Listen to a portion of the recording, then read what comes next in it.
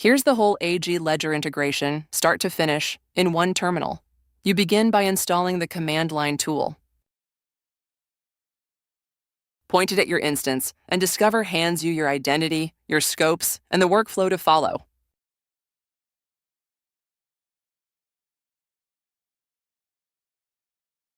Recording an action is one call, and it comes straight back on the record. Most of what an agent does is exactly this. One call, recorded, done.